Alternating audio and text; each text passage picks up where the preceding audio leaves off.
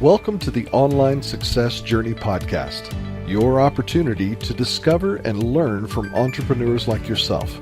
This is not your typical podcast, but a place where you can get the real story and find out how real people encounter speed bumps and detours, but journey through to find success. Now here's your host for the Online Success Journey Podcast, Patience. Hello everyone and welcome to Online Success Journey. This is episode 129. Are you ready to join the clan? Today we have Chris Parker, the founder and the CEO of whatismyipaddress.com, the number one website in the world for finding your IP address. According to the Alexa ranking, Chris' website is one of the top 3,000 websites in the United States with over 6 million visitors per month. Hello, Chris. Hello.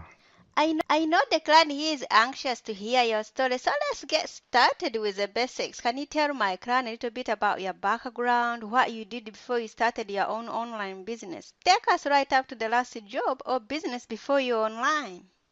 Okay, so I originally started out working in mail order catalog fulfillment, working for a company that sold computers and electronics over the phone.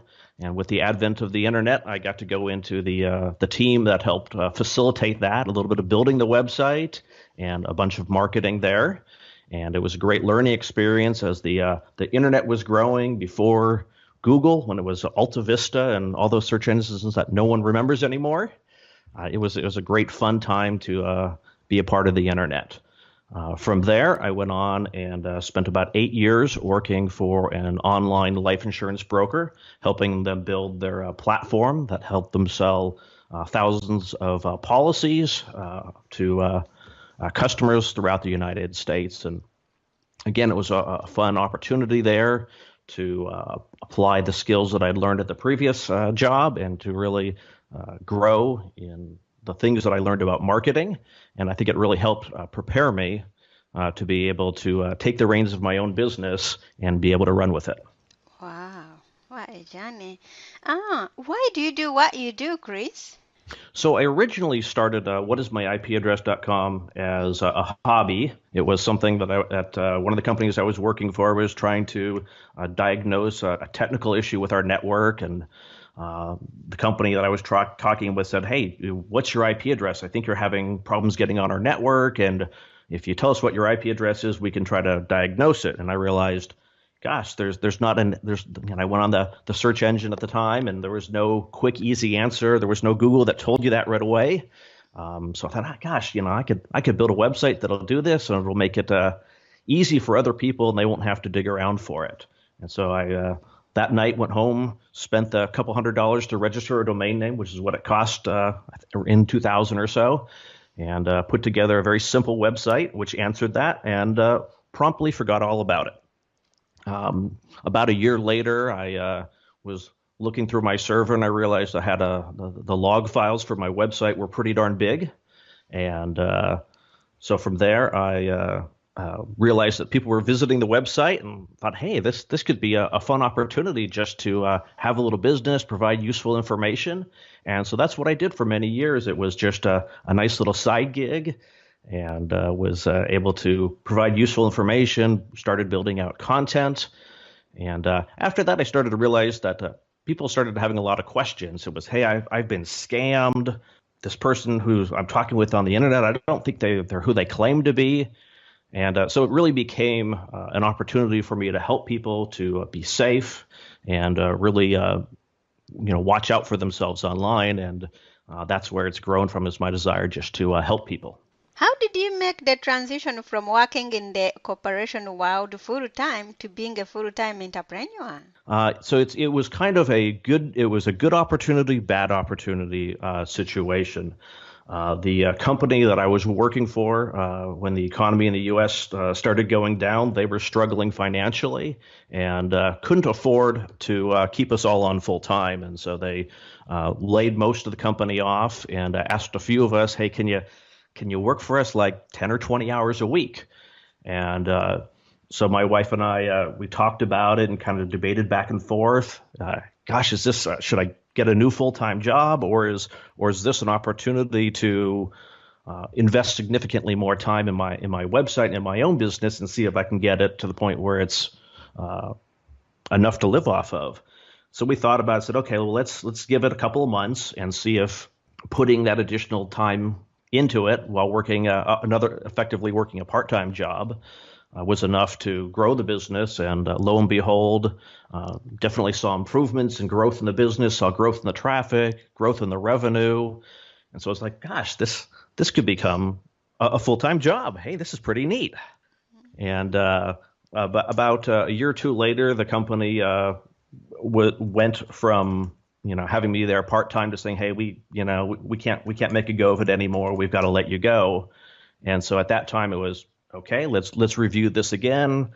Can this become my full-time job? And so my wife and I talked about it. Said, oh, let's give it a year. And if in that year we can make as much or more than what your daytime job was doing, then let's stick with it. And so that's what we did. And that's how that transition went. You had a really good wife advising you and giving you all the courage you needed. Okay. Yes, she has been incredibly supportive. Wow, that's good. You should be thankful. I Not many am. people have that I'm very thankful. courage and the support. Okay, let's put man aside, Chris. How did you know you were successful? I think part of what I look at as success is being able to provide for my family, not just for our needs today, but to be able to put aside for our future needs. And that I'm also able to, through having contractors and people that work for me, I'm actually able to provide for multiple people's livelihood. So to me, it wasn't a dollar amount in my bank account, but to be able to say, hey, I've kind of, I don't want to say arrived, but I'm able to support myself under things that I'm excited to do.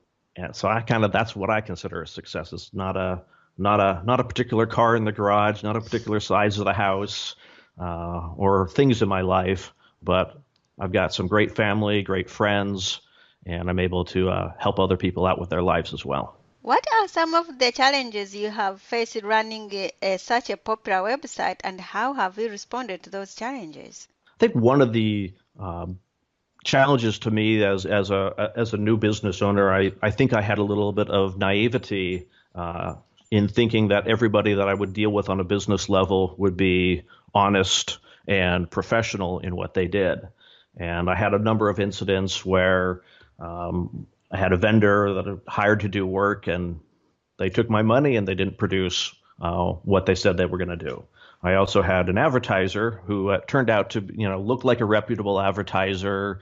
So I started running their ads on my website, and everything looked good until I went to get the first paycheck from them and found out that what it was someone else was pretending to be this company. They had bought the .net version of that company's domain name.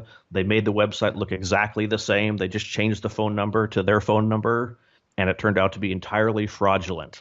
And so it was kind of a wake-up call to me that I couldn't just assume and trust that everybody did what they said they would do, but I really had to do my own due diligence, do my own my own checks into the people that I'm working with. Are they a legitimate organization? How long have they been around? Who else do they work with? Almost as if kind of when you're looking for a job, if they do your check your references, that I had to start doing that with vendors and not just assume that everybody was who they claimed to be. How did you achieve 6 million constant visitors per month with your site? So it's been a challenge. Part of it has been applying good SEO techniques over the years. And for many years, when I was doing this as a side hustle or as a hobby, I invested almost all the revenue from the company would go back into growing the content, working on advertising, and really spent a lot of effort growing the business and not trying to line my own pocket. And it's taken, the website's been up for 18 years, and it's taken that process of constantly working on it, constantly growing in it, constantly looking at what my competitors are doing and areas that I'm not doing well compared to my competitors. I've got to work on those areas. And even places where I might do something better than one of my competitors, I've got to not rest on my laurels, not assume that just because Google has been friendly to me for the last so many years that they're going to continue to be that way. But I've got to continue to innovate, continue to develop, and continue to make my website better, even if my competitors aren't doing that on theirs. Do you need to be a super tech savvy when setting up an online internet, or can you just figure it out as you go along? I think when I started, you definitely had to have a technical background. There weren't as many platforms as there are today. There weren't as many software as a service companies out there. Today, it's really a lot easier for someone to put together their own website, to plug in e-commerce, to plug in fulfillment. Those things have the companies providing those services have really blossomed and can make things a lot easier for entrepreneurs without a significant amount of technical experience. I do think, though, that if the entrepreneur themselves doesn't have technical experience, they need to have someone that they work with that can help them at least achieve the minimal technical requirements, making sure that you're updating your website platform, making sure WordPress is current, that you're aware of what security patches need to be installed on the different tools that you're using. Because if you're not keeping those things current, at some point your website could be compromised, your computer could be compromised, and if you're not prepared for that sort of thing, it could be devastating for a small business. Can anyone be an entrepreneur, or are some people more cut out for it than others? I think definitely some people are cut out for it and others aren't. I mean, we're all wired differently.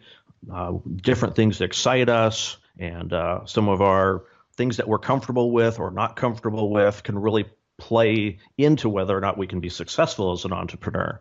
I know that for me, since fully working for myself, I work 365 days a year.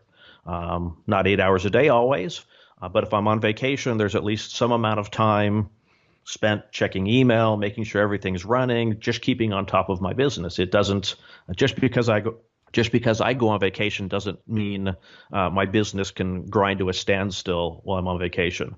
And so it's something my wife and I have talked about. If we're traveling internationally, she knows that I'm going to spend some portion of my day working.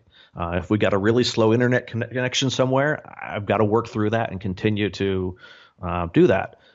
I think if someone's willing to work more than 40 hours a week, they've got patience, they've got a lot of patience in their life, they can deal with stress, they're willing to work hard, and they're open to mentorship, I think they can be successful as an entrepreneur.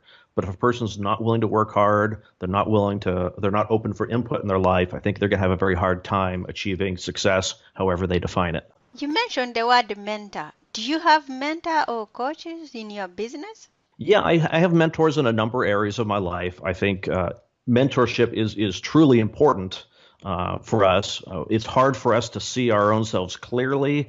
We have blind spots when we look at ourselves. We have weaknesses that we don't realize, and we're not experts in every area of our life. For me, it's not just business, but I've got other people involved in my life. I've got mentors in my church, and I mentor people in my church. I've got a fitness coach that I work with because it's something that I don't know what I'm doing, I'm not good at, and I know I need help and accountability with.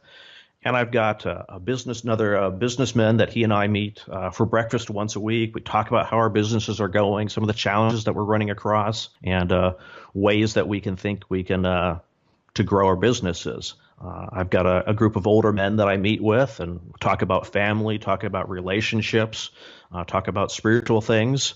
I think having mentors in all areas of our life can really help us to see things from a different perspective. For my business, I did hire a coach last year, and he's really been able to helped me to grow personally, not just my business, but helped me to grow personally and to realize that I'd made a lot of decisions out of comfort and convenience, and that I really needed to start doing things that challenged me, that were uncomfortable, and not let that discomfort prevent me from learning new skills, prevent me from building new networking relationships, but to really get comfortable with being uncomfortable. And that's been really helpful for me. What is the most valuable thing your mentors has told you? I think for me, it's really been that a combination of accountability and helping me to be uncomfortable. I think it's easy to see, well, if I just did this, I could grow my business, but I'm not really good in that area, so I don't want to do that. Or we tend to shy away from things that we don't have confidence in, and having mentors that can challenge us and help us to see those things can really help us to grow and push through our own barriers and walls that we put up in our life. What parts of your business are automated and which requires your time or attention? So I've worked really hard to automate tasks that are very repetitious. If I'm, there's database maintenance that has to happen, and so I've tried to automate these things. And sometimes it's hard to automate things. In my mind, if it can be automated, I can reduce the time, the effort, and attention that needs to be applied to those things, and really put my time on things where it requires my skill set. What is one thing that has contributed to your success? I think one of the things that's really helped me is having realistic expectations. Sometimes when I was a kid, and I thought, man, I want to run my own business. When I was in high school, I had a paper route, and I thought, wow, hard drives, these new things that you can store tons of data on.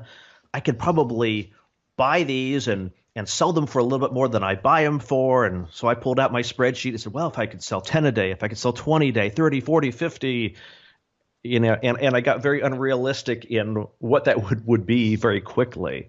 And I think sometimes we have to be careful that we're not living in a dream state of, oh my gosh, this is what my business could be 50 years from now, and I could be making millions of dollars.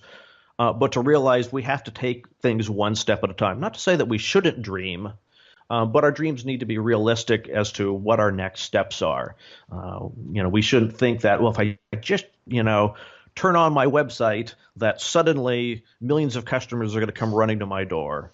We have to work for these things. Nothing happens overnight. It just takes constant pressure and effort to make a business grow. What is one thing no one knows about you, Chris? One thing that I thought of a game that me and my friends used to play, people that I know we used to play. It's called Two Truths and a Lie, where you would tell several true things about yourself and one lie about yourself to see if people would figure it out. And the one that I had always catch people with was that I was an A student. I was a horrible student. And education has never been my forte. I've struggled with it.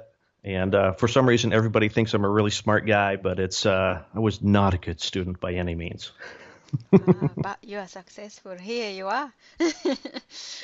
Yep, you got to find what works. Okay. What is the most valuable thing you have ever given away? The most valuable thing that I've ever given away, I think that's I think that's your heart, honestly. For me, to really care about people and to be compassionate with people is of value to me. I look at people that come to my website, and if they've been a victim of a scam, it's easy to have that mindset of like, how could you fall for that? Oh my goodness, how could you ever do that? But that's not compassionate. And I think it's very hard. It takes effort to be compassionate with people, to really feel their pain and try to meet people where they're at. I guess I've given away monitors and computer equipment, hundreds or thousands of dollars, not hundreds of thousands, but $100 or $1,000 worth. But to me, that's it's not necessarily money. I think the harder thing to give away and more valuable thing is your time, your effort, and your heart. Okay, Chris, tell us more about your whatismyipaddress.com website. So I've worked really hard over the years to build out a variety of tools that not only tech people can use. Originally, it was tech people, but a lot of people need to know when you're online with tech support, and you're having a problem accessing a website, they want to know your IP address. We've made that very easy to use and to be able to see that with a map and location information. But with more and more businesses online and people having comments and forums and all these sort of things on their websites. People want to know who's visiting their website. Is this the same person trolling me? Are my orders potentially fraudulent, or are these real orders? I know one of the things that challenged me in one of my small businesses many years ago was I got the biggest order I ever had, and I gleefully filled it and shipped it off and found out that the credit card was stolen. When I did a little bit of digging into it, I found out that the person wasn't in Arizona like they said they were, but they were in South Africa, and it was a stolen credit card. So part of the services that we can help people with is of looking at where people's customers are. If there's a big order, people can look into it and say, hey, gosh, this IP address that the person used to place the order is coming back in a different country halfway around the world. And that, for certain businesses, should raise suspicions. If they're a local business and it's their biggest order, they should always be cautious about that. And then we've also worked really hard to build a lot of content over the last year or two about online privacy and online safety. There's just so many scams out there. There's so many people trying to take advantage of innocence out there that we've really tried to help people be aware of the types of scams that are out there and how to avoid them and how to prevent themselves from becoming a victim. Okay, how can we find you and get in contact with you? Or can we get in contact with you personally? Do you answer your emails personally? I actually do. If any of your listeners want to contact me, they've got an issue along those lines, they can always email me at chris@whatismyipaddress.com, and they can always visit the website, and we've got a support staff that's willing and able to help in whatever ways we can. We even try to help in things that have nothing to do with IP addresses. If we get questions, we do our best to help out in whatever we can. Okay, so Clan, there will be more from Chris in a moment. If you are listening on one of the many podcast platforms rather than my website and you are encouraged by Chris's journey, go to onlinesuccessjourney.com for a bonus portion of the interview. The Online Success Journey is a wonderful membership community built for people searching for the path for success. We are one big clan and you can be part of this community for free. Once you have joined the clan, click on part 2 of Chris's journey or over 100 other journeys that are available and learn how you can find the right path for your own online success journey. That's a wrap, clan. Remember, success is a journey. Patience and Chris. This is not the end of the journey. We hope you've enjoyed listening to part 1 and want to be sure you know there is a second part to this and every journey podcast at onlinesuccessjourney.com, filled with even more success tips, uplifting stories, and even a bit of fun. There are dozens of episodes only available to the members of the Online Success Journey clan. Check out the website and click on Join the Clan for more information. Patience would like to thank you for listening to this podcast, and she has a free audio gift for you at her website. Go to onlinesuccessjourney.com for instant access to this gift. Of course, you know that listening to the journeys of others helps each of us chart our own path. So make sure you're subscribed to be notified as each new interview is posted. There are so many ways to stay connected to the Online Success Journey and to listen in. And if you're enjoying the podcast, we appreciate your help in telling others. One of the best ways to share the benefit you get is to rate and review it at Stitcher and other sites by clicking the stars or completing the ratings form, by clicking thumbs up and leaving a comment on YouTube, or liking and sharing the podcast on social media. To review the podcast within iTunes, simply open iTunes to the podcast, click on Ratings and Reviews, then write a review. On behalf of Patience, and until next time, thanks once more for listening. It is our hope that this podcast will guide you on your own online success journey.